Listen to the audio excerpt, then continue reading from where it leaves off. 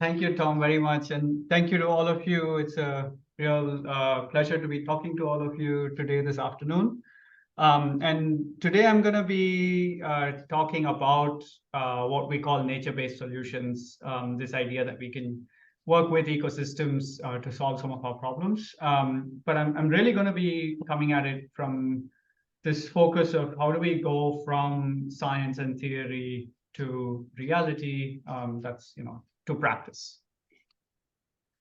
I start briefly with my background, just to emphasize some of the sort of themes and disciplines within which I work. I'm essentially, you'll see here in this word cloud, it's essentially engineering, coastal engineering. NBS is nature-based solutions. A lot of it is looking at the role that ecosystems play as in terms of mitigating hazards, mainly from storms and coastal flooding, but also looking at how effective these ecosystems may be in what they do, how that might aid adaptation, and bringing in different angles to this, including the people angle. So, how does this work at local scales, and how do people's priorities affect what we do in practice?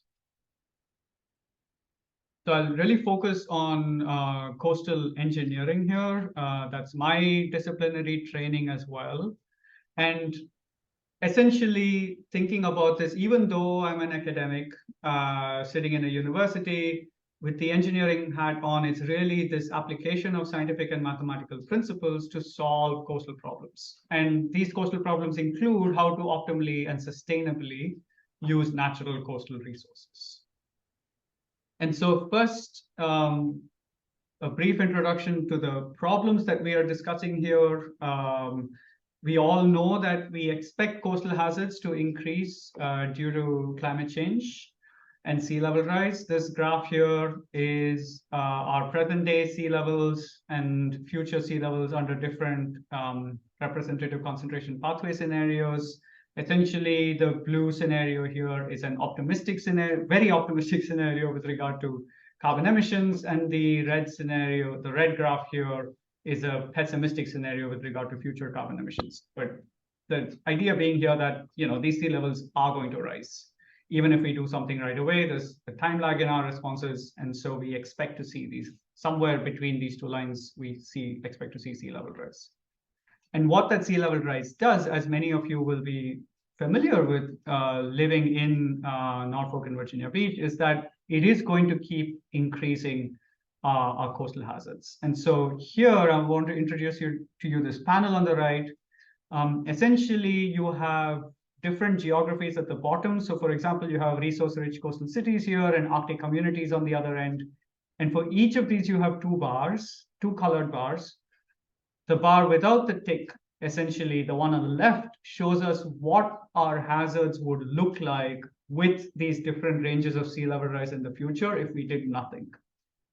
And the accompanying bar on the right shows us what adaptation can do to those risks. And so you'll see here that the darker colors mean higher risk, and essentially with adaptation, you're lowering those risks. This is true for coastal cities. This is true for Arctic communities.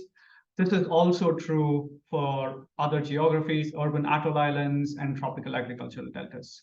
So essentially the message here being we need to adapt, and adaptation is definitely better than doing nothing. But when we adapt, we also need to realize that coastal hazards go hand in hand with development. This picture here this was an article published in the New York Times when Hurricane Irma, which already is several hurricanes ago, was headed towards Florida. And this was essentially a comparison of Florida around the Miami Beach area from 1925 to 2017. In less than 100 years, we have driven up our exposure to coastal hurricane risks by a lot in these regions, simply because we've been developing in these areas. And the other thing is, when we develop in these areas, we're often developing on natural ecosystems that are we're in the high exposure zones, but B, these natural ecosystems might be offering us some protection and we might be removing that value. So there's a couple of things going on there that we need to be aware of. So when we develop like this, we know we need to adapt today simply because of our growing exposure, and this exposure is only expected to grow. And in addition to exposure, we're having rising sea levels, all of which means we need to adapt. And there are many different ways in which we can adapt. Their nature-based solutions or ecosystems are just one of many different adaptation strategies. First, of course, we can say we don't want to do anything, so that's no response. Or we could reclaim land, like many places, including, for example, the Maldives are doing right now, where you dump sediment in the ocean, build up land, and you build on top of that. We could protect, which is much more common and much more well understood, is building seawalls, breakwaters, and essentially protecting the shorelines.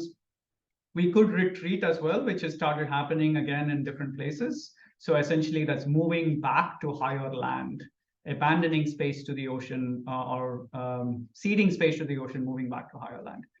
We could even accommodate. So if you come down to the Outer Banks, you'll see a lot of houses here on stilts, many of them on the beach on stilts. And so that's another way to adapt, is to essentially raise where you are and allow the water to flow in and out under you.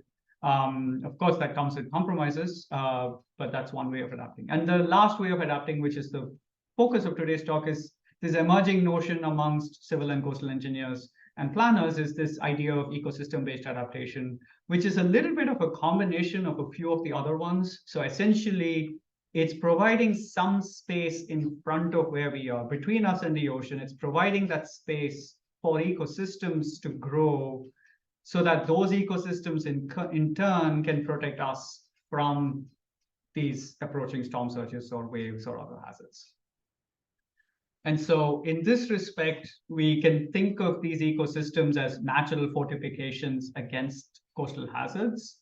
And the reason I say this is because it's a useful way to think about this is, for example, we had a grant from the North Carolina insurance agencies to pay money to put a fortified roof on our house because we live in a hurricane zone.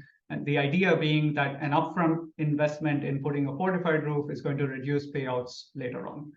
And so that's another way where we do a lot of work with insurance companies as well, interested in flood risks, to try and understand if it makes sense to have upfront investments in ecosystems in an ecosystem-based adaptation space in order to reduce flood damages later on. And so that's really how, when it comes to understanding the role of ecosystems for coastal flood protection, that's really how we go about it, is to try and understand what the coastal flood extents and damages are that are avoided by having these ecosystems present. And so the way we do that is, you have a two-panel figure here. The panel on the top shows you an ocean with a storm approaching. You have a belt of mangrove forests here in this example, and you have people with their assets, including their fishing boats and their properties behind it. And then in the panel on the bottom panel, you have the same storm approaching. You don't have your mangrove forests here. And here you expect that your flooding reaches farther inland, damages more people, damages more property. And so essentially the mangroves with their presence here are avoiding all of these damages. And these avoided damages represent the value of that ecosystem.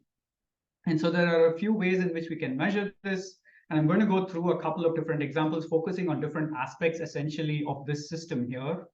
The first I'm going to focus on is within this red box here. So we're really only looking at the physical aspects of this, where we have the storms, we have waves, we have mangroves, and we have what happens behind the mangroves as a result. Not really looking at the people and the property side of it just yet. So I want to highlight this through an example from a study I did many years ago, which in India. And so this map that you're looking on the top left here, the map that you're looking at is a map of India and Bangladesh. And these mangroves here are the giant Sundarbans Sundarbans mangroves. They're the biggest contiguous mangrove extent in the world, I believe. A lot of it is protected. But the area that I'm looking at in the red circle is like this really, really tiny island brother of the Sundarbans here. And so that's blown up in the figure on the right, where you see this delta with a river coming out, and in the ebb tidal delta, you have an island with mangroves on it sitting there. And what's interesting, and what was interesting when I did the study as well, was just behind this island here was, I'm sorry, just behind this island here is a port, a deep water port that's being developed.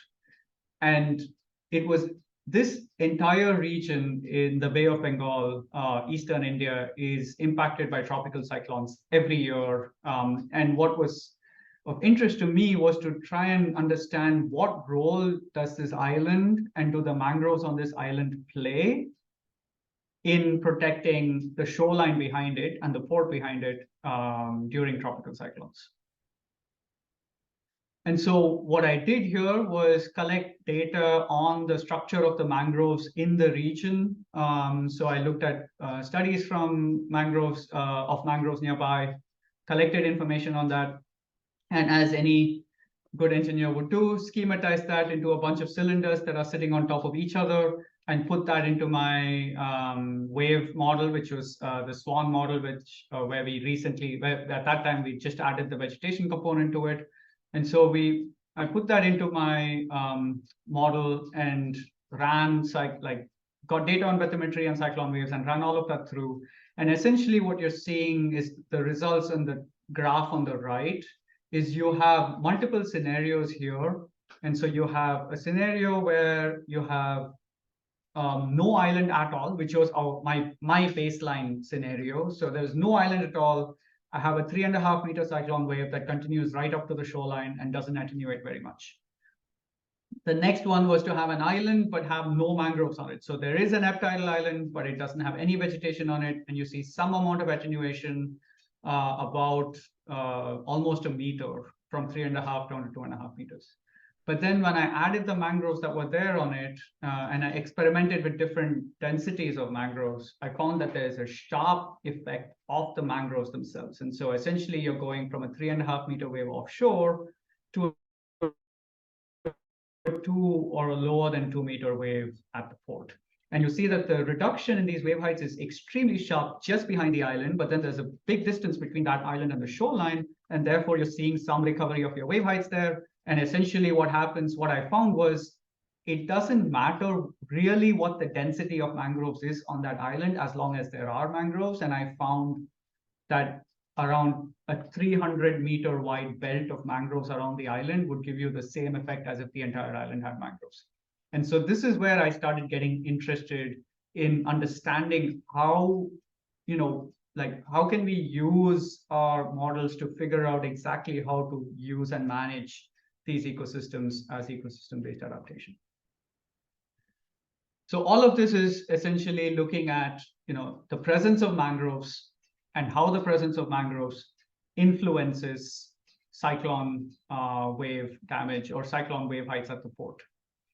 I do want to highlight some practical challenges that I faced while doing this while doing this study. So there were some data difficulties. For example, in the region, there wasn't really any digitized bathymetry data, and I tried reaching out to the port, but I didn't get much of a response. And so I had to take paper charts and digitize them, paper nautical charts and digitize them.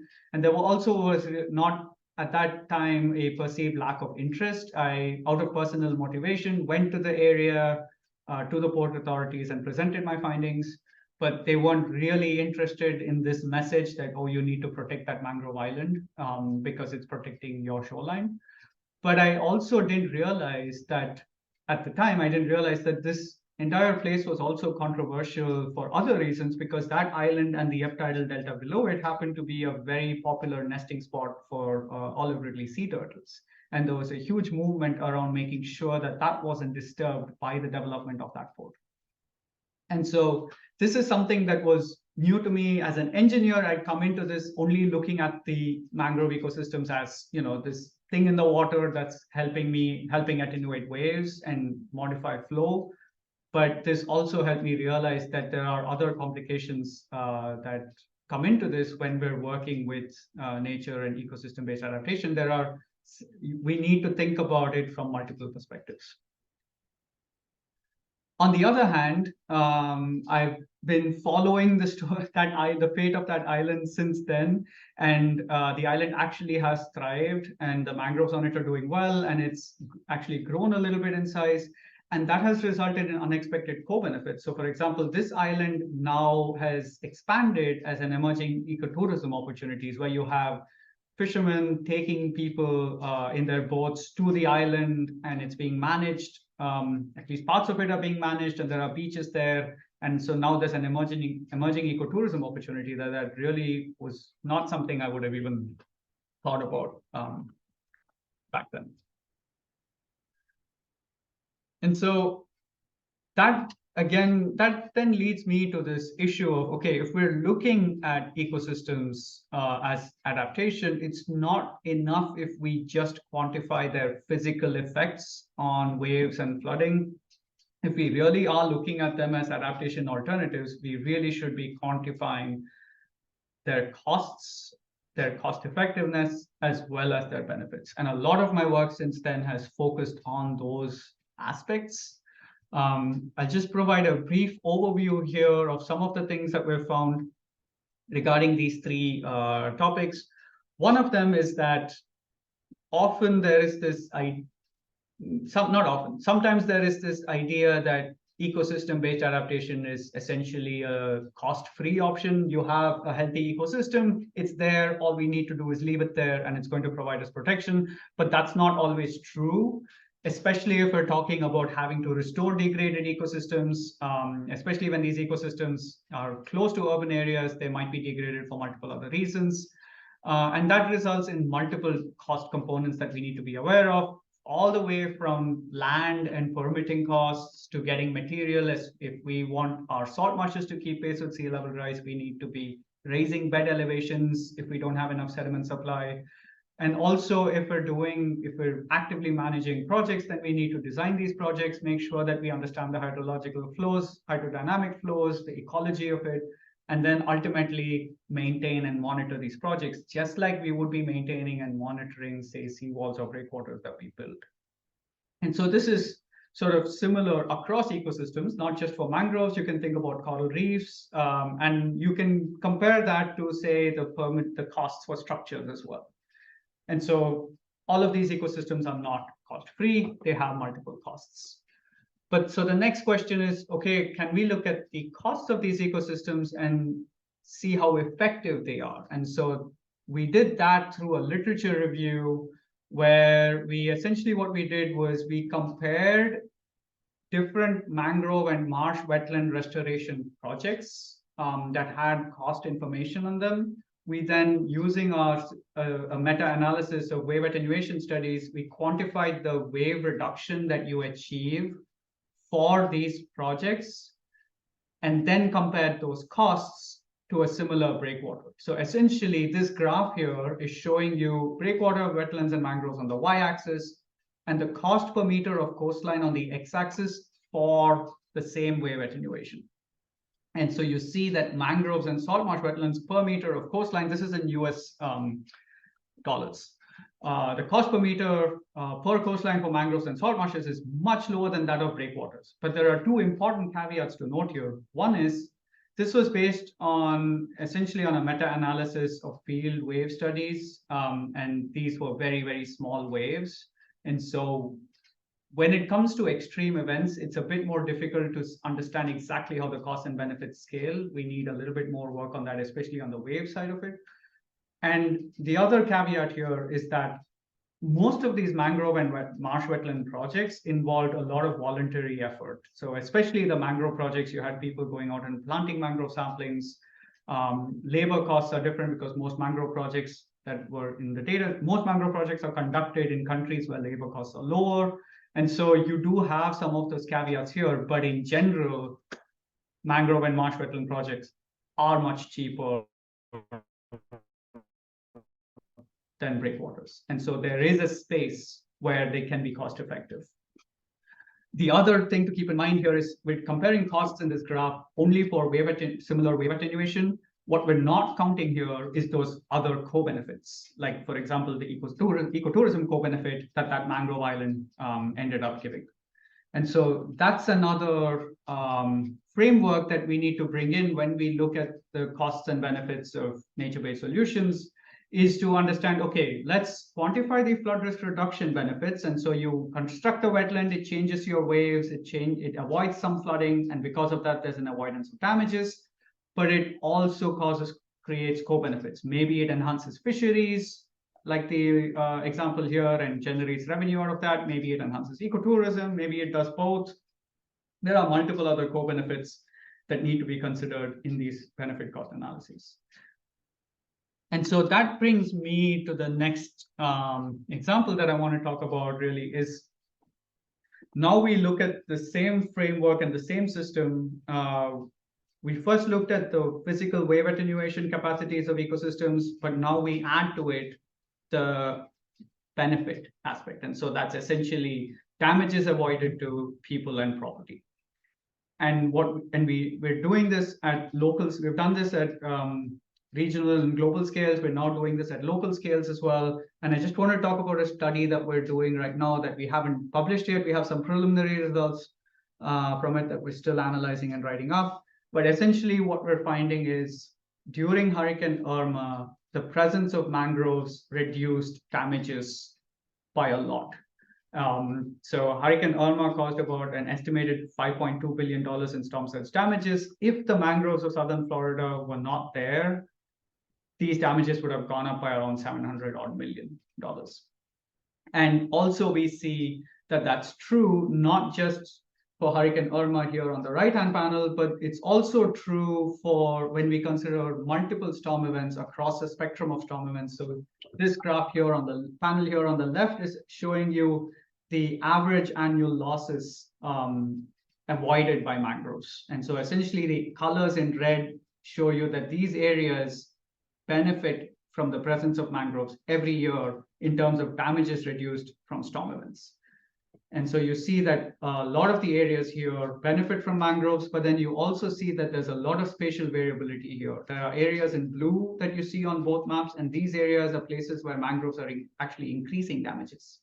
And this is something that we've found for salt marshes as well in different places. But essentially, you're seeing an effect where your ecosystems are acting as a protective barrier, where water levels are rising in front of them as the storm surge comes in, but then water levels drop behind them. And so if a property is located in an area between the surge and the ecosystems, it starts seeing an increase in those water levels. And so again, when we think of these mangroves as ecosystem-based adaptation and as natural coastal defenses, we really need to be thinking about how they modify the flow of water, because we cannot just assume that if there are mangroves around me, I'm safe. We really need to understand how they modify waves and storm surges. Similar to how if we had a seawall, we would know not to build out in front of the seawall, but rather behind it. And we need to develop that understanding for ecosystems if we're going to use them as defenses. The other thing is also what we're looking at is trying to understand across different storm events, how do mangroves protect us from flooding? And we're finding that cumulatively, the greatest benefits of mangroves are actually seen for smaller events, events that are of lower return periods. The more frequent ones, and the sort of about 50% of the benefits that you get from mangroves across a storm distribution comes from those events. And all of this is, with the idea, we're looking at this with the idea of saying, okay, where can we conserve, protect, and if necessary, restore these ecosystems in order to provide these coastal protection benefits?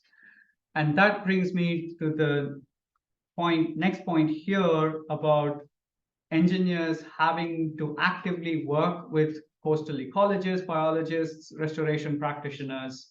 And there are a lot of different challenges that need to be solved in this interdisciplinary space. So ecosystem-based adaptation, unlike traditional engineering structures, becomes a lot more interdisciplinary.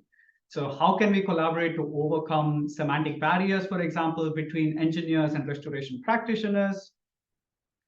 And how do we address issues, for example, of liability? So say an engineer is asked to design and build a living shoreline or an ecosystem-based adaptation project, if they don't understand exactly how that project is reducing risks, they will not be comfortable signing off on that project when liability is an issue. So how do we address those issues satisfactorily? And the third thing is, where do we have precedents for these new types of alternatives and designs that we're not used to when we think about conventional coastal engineering protection structures? It's not in the Army Corps manual, and it's not in the other guidelines that we have.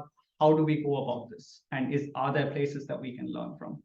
And so these are things that we need to think about. This, I would like to credit Mary Margaret McKinney, who is with Native Shorelines, and also a grad student at ECU here, who's a practitioner working with establishing living shorelines, and is someone who faces these problems on a daily basis, and is sort of keeps these questions are bread and butter to what they do in terms of trying to figure out the answers to these important questions. So this is a really important example of the pathway that's involved in bringing our theory and our science of what these ecosystems do during flooding to reality.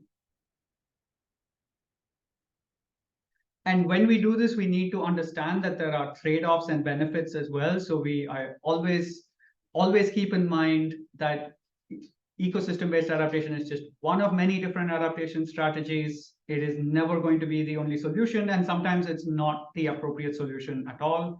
But it also comes off with both benefits and trade-offs here over time and space. And so in this graph, you have the y-axis is going from short-term to long-term, and the x-axis is going from a tiny amount of space to a large amount of space. And you have the different types of adaptation strategies sort of mapped out here. And you see that your coastal ecosystems typically require more time, especially if it's a restoration project. They require time to mature. They require first time to design and construct, and then they require time to mature. They also often require more space, especially sediment barriers in large areas of wetlands or reefs require more space. And so that means that they are at a slight disadvantage compared to, say, flood walls or sea walls and revetments that you can build in, they're vertical structures. They don't need as much space. We know how to build them, and the building is often faster. But then on the other hand, you miss out on all of these co-benefits that we spoke about. And so you have things like tourism, habitat, water quality, fisheries, and carbon sequestration, especially for wetlands like mangroves and marshes, that all of these ecosystem-based adaptation solutions provide that your traditional engineering solutions don't necessarily provide. But when it comes to that,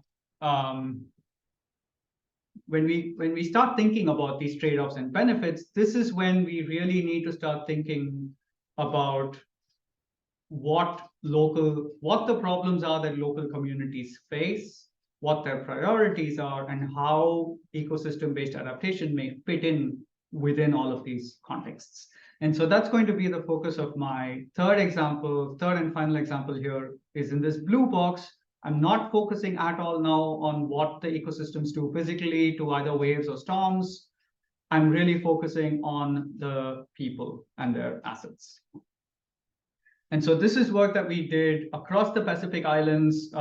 We looked at 4 different countries: Philippines, Papua New Guinea, Fiji, and the Solomon Islands. Philippines in yellow, Papua New Guinea in blue, Fiji in green, and the Solomon Islands here in red. And essentially what we did here was ask coastal communities across all of these islands, what are your hazards? What assets are affected? What are your priorities in terms of coastal adaptation? And where does ecosystem-based adaptation fit into this? And so what we found was that as soon as you drill down to local scales, it gets very complicated. You have complex problems, you have multiple hazards. So for example, we had this table here shows you the type of question here and its detailed category. So you have hazards, but those hazards are broken down to erosion, waves, flooding, saltwater, and sea level rise. You have the percentage of total responses here and some examples in the right-hand column. And so here you see that erosion was something that 74% of people said affected them. But then they also said that it could be sediment buildup. There could also be sediment buildup on the reefs due to logging upstream. Or, for example, they said salt water was a big problem for some of them, and that was essentially salinity intrusion into their atoll island groundwater lenses.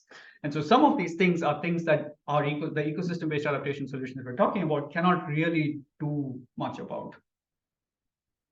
We also looked at assets that were affected.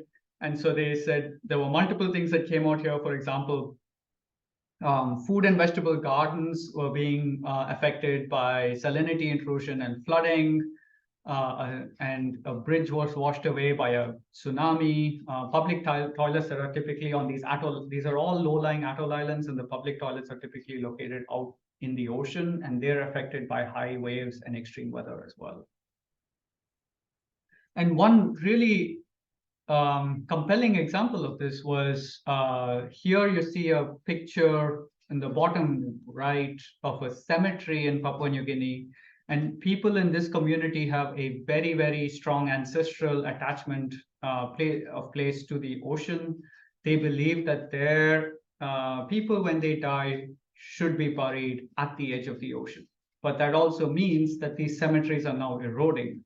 And they need a solution for that urgently, not something that they can do, can implement, something that is immediate. And so that's sort of the questions that we asked them in our workshops that we conducted, which is the picture on the top left. And we realized that a lot of the adaptation strategies fit into different spaces, similar to that graph that I showed about the time and space benefits and trade-offs. Here on the y-axis, you have the effectiveness, so going from low to high. So low effectiveness in the bottom, high effectiveness on top. And on the x-axis, you have the ability to implement, so how practical this is. Again, going from low to high, low on the left, high on the right. And so essentially, you would like to see all of your strategies in the top right, where it's both highly effective and highly implementable. But that's not the case. There have to be compromises here. So usually what we see is that most of the highly effective structures, so this is what all of the participants perceived as effective, most of the highly effective structures, for example, relocation and modern big concrete seawalls, these are all, land reclamation, these are all highly effective, but they're also not implemented simply because they're very difficult to implement in these contexts. On the other hand, measures that were more easily implemented, like ecosystem-based adaptation, raising elevations, and more traditional structures, like, for example, wooden seawalls and groins, are a lot more implemented, even though they're seen as being less effective, and even though they are, from the engineering point of view, less effective. And so there's really this compromise that emerges here between effectiveness and practicality. And ecosystem-based adaptation again fits in that space where it may not be the most effective solution, but it may be, in many cases, a practical solution that can be implemented. But being aware of both of those things is necessary to make sure that expectations are also realistic.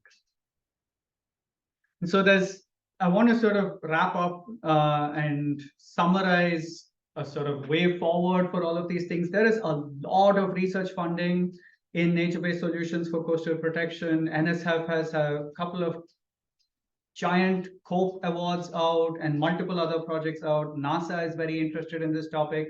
And it's not just the traditional US agencies, it's also NGOs, for example, like the World Wildlife Federation, Nature Conservancy, and the IUCN, the International Union for Conservation of Nature. All of these agencies are very interested, both US and globally, are very interested in understanding this concept, not just from the theory and the science point of view, but also how do we make this a reality while making sure that we are being fair and equitable in the way we assist communities with adaptation strategies. So one example here is the role of nature-based solutions and human natural feedbacks during storms. And so this is essentially all of what I've been talking about wrapped up into a couple of proposals we're working on. Ecosystems protect us. we manage these ecosystems. That in turn has a feedback loop that can then affect the protection that they deliver during storms. So how does all of that look like when we start unpacking it from people and institutions lens? So that's governance, human dimensions, remote sensing. How do these ecosystems change over time? And the coastal engineering, how do their coastal flood protection benefits change over time? We also have locally in North Carolina, we're looking at how do we engineer oyster reefs for healthy protection, both from not just during storms, but also human-induced shoreline hazards like boat wakes.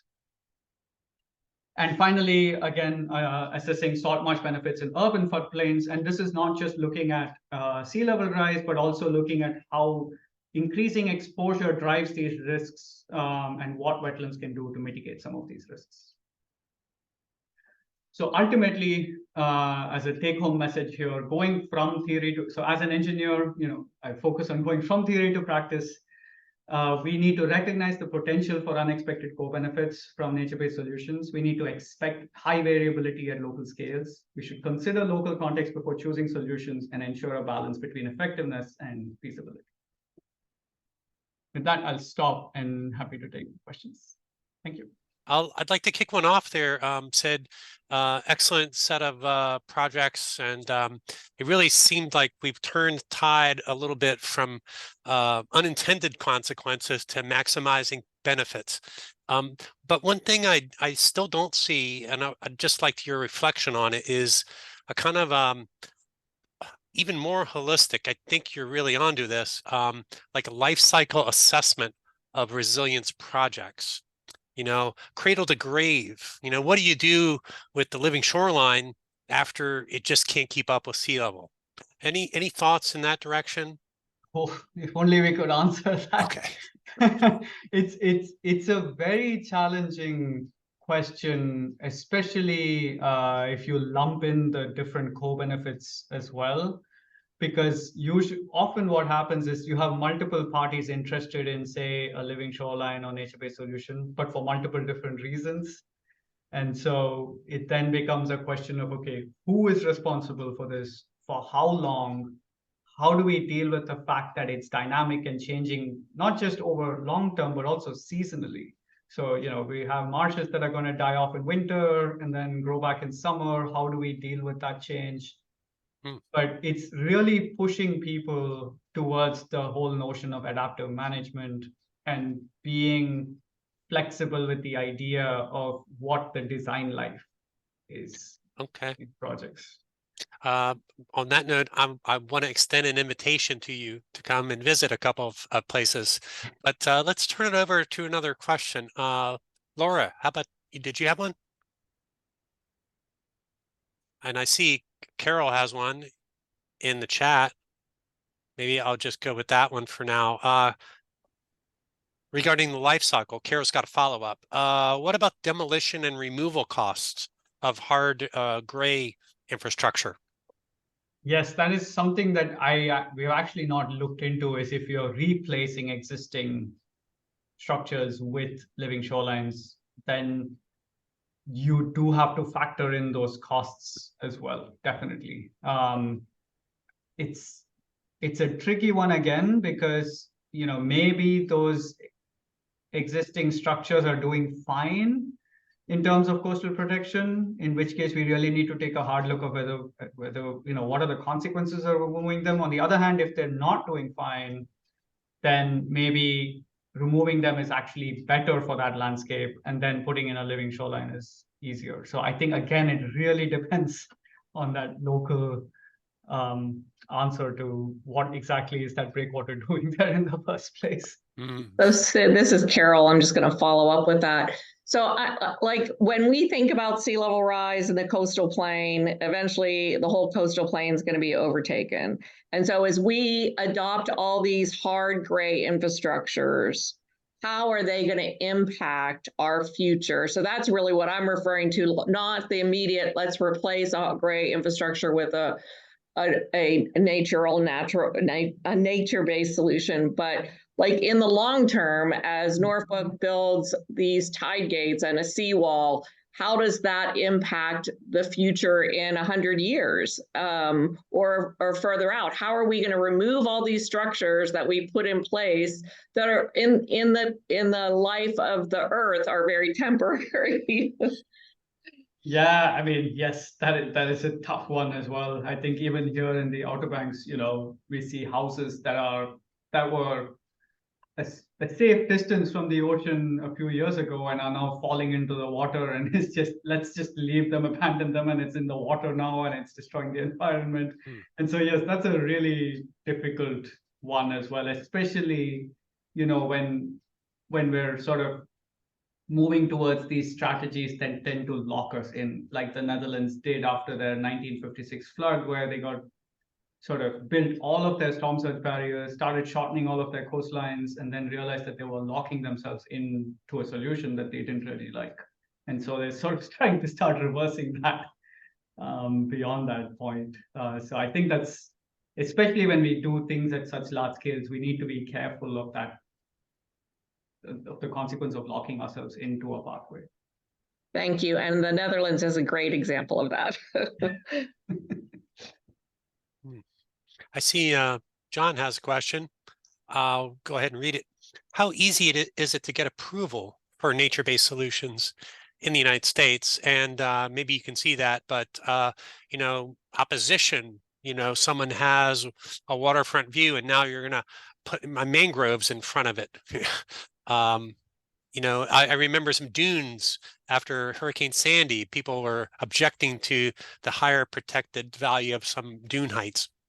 Opposition issues. Oh yeah, definitely. I mean, so I think the first part of that question, it varies from state to state.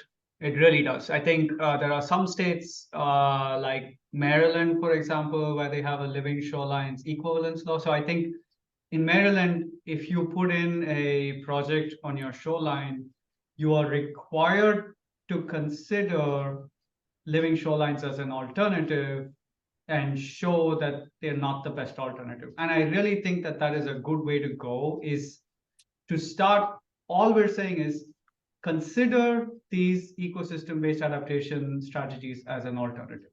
In the way you would do any engineering design is to consider multiple alternatives, see which one's the most cost-effective, see which one makes the most sense, which one's the most fair and equitable, and then use that.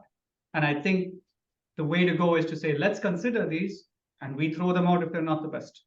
And I think that sort of brings us to the second point, is if that community there doesn't want them for many different reasons, then maybe they are not the right solution. And so I think it's impossible to force these solutions. We shouldn't be forcing the solutions on people.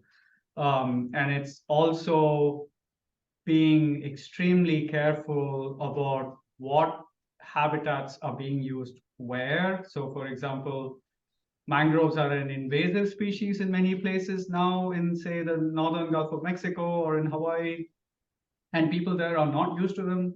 They're used to salt marshes and coral reefs. They don't like mangroves. They pull them out.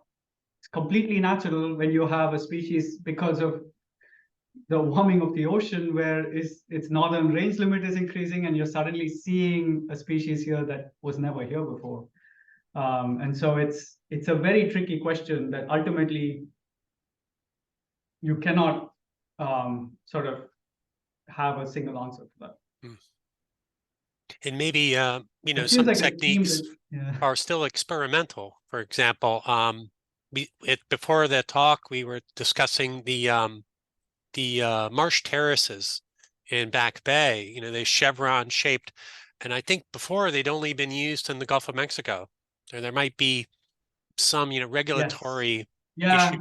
A lot of this is yes, I mean, that's why we need more pilot projects, just to see if they work. Like, they have to be put in place and we have to experiment and see if they work in practice or not. So it looks like Laura, you have a question. Yeah, I do. Honestly, well, I wish I could just have you here and download your brain, because I really enjoy your talk. So my question is, and I'm an ecologist, so I have a little bit, a different point of view. I know you're an engineer. So I'm also interested in all this co-benefit that this nature-based solution provide, and I think like perhaps the main one is the positive impact on biodiversity, which is also one of the most difficult to quantify. I mean, I've been modeling a lot of these services like nutrient reduction, flood mitigation, recreation, but biodiversity is difficult, and it's even more difficult to put a dollar amount. So we know that, I mean, I just spent 2 years in Northern Europe and then I come back to the US, and we know that in this country, people really, especially decision makers, they reason with dollar in their brain.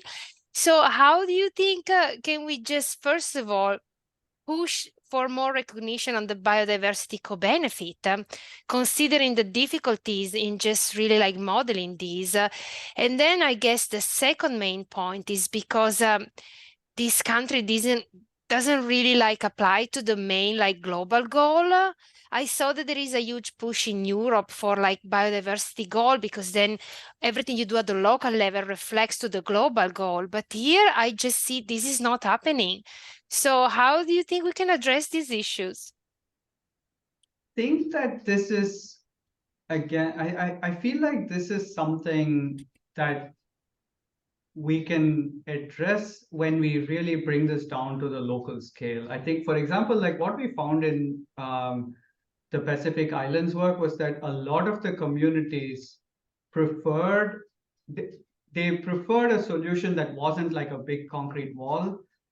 They wanted the concrete wall for the protection, but at the same time, they also said, we know that if we have a big concrete wall, we're going to lose biodiversity and we're going to lose these environments. We're going to damage these environments that we really care about because we live here and have been living with these environments for a long time.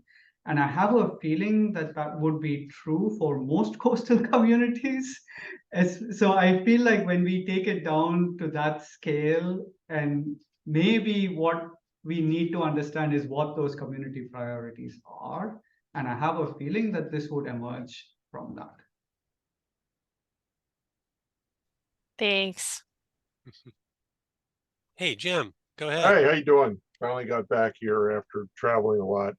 One of the places I went was in Europe, in France and Spain, and I noticed I was really impressed by the environmental awareness of the people there and what they're doing. And I think part of what we need to do is sell not just these projects for flood control or flood abatement, you know, to reduce damages, but as sort of an advancement on getting, you know, in enhancing the environment as these structures and everything get flooded.